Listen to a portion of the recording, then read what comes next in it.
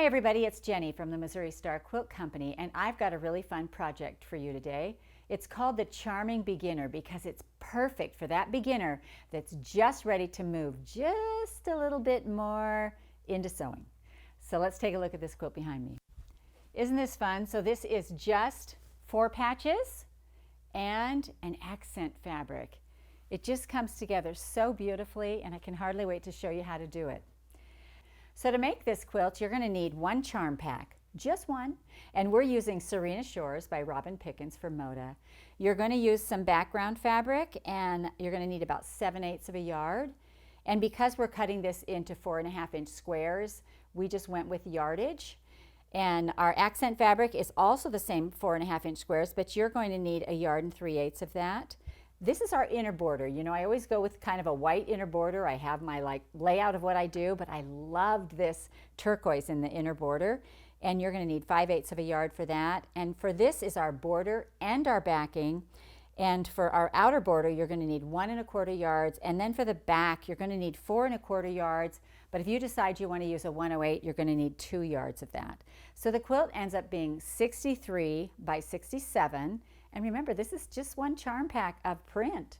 And so that's pretty cool. So let me show you how to make it.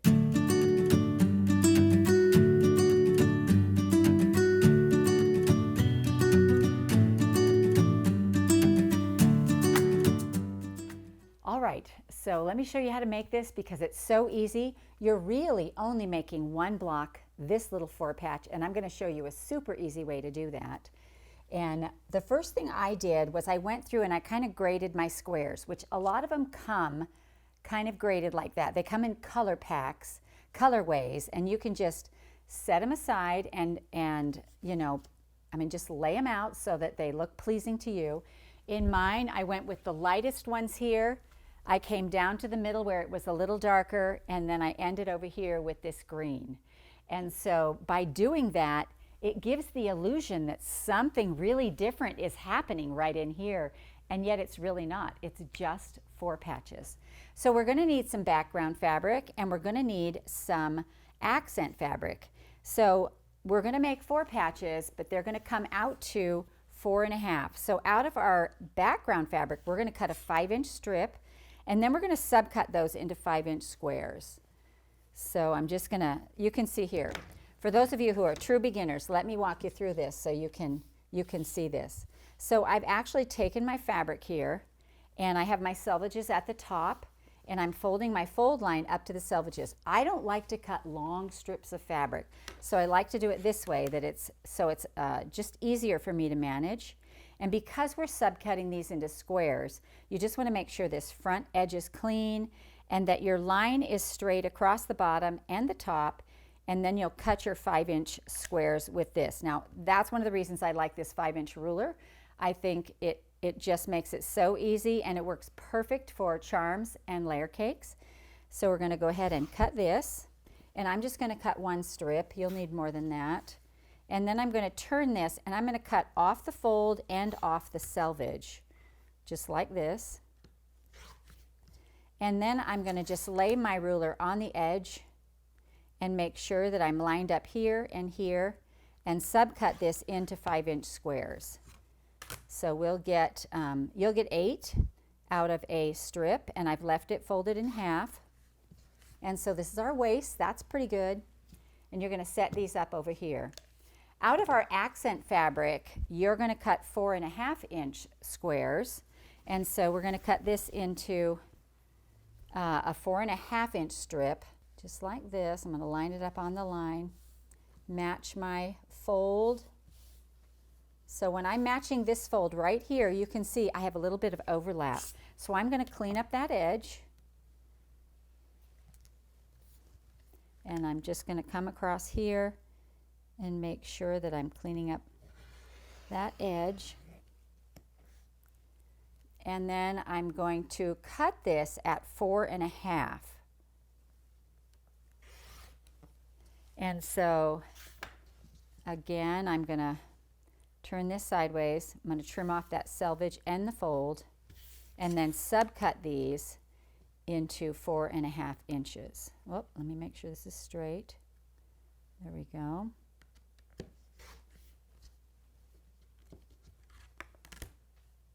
So here we go with this. And then we've got one more.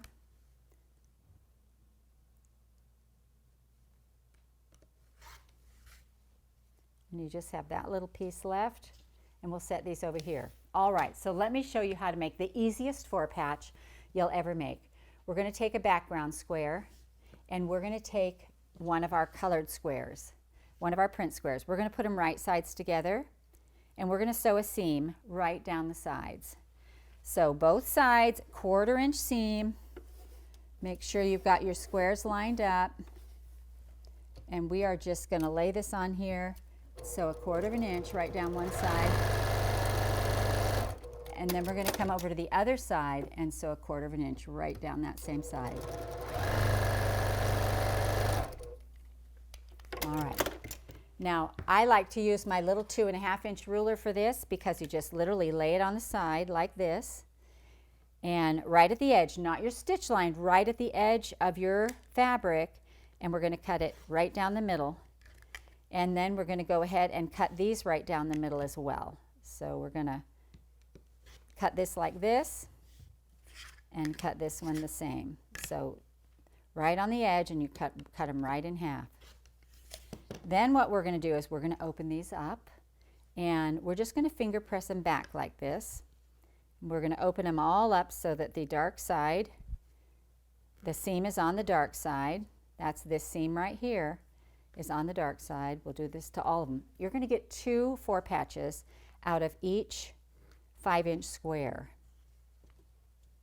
Now to make our four patch, all we have to do is flip this around like this, and it becomes that four patch. And so because we've pressed to the dark side, our seams will nest together, which means you can feel right here in the middle, you have one seam going to the left and one going to the right, and you can feel that there's no room in between. And we're just going to sew on one side, 1/4 inch right down the side, and make sure these stay lined up. And then we're going to do the same thing with this one. So we have the 2 together. We're going to flip one over, make sure that it comes like this, and then you're going to put these together. And it doesn't matter which way they are. It doesn't matter if this, you know, if you have a blue on top or a white on top, because a four patch you can rotate just so that it works.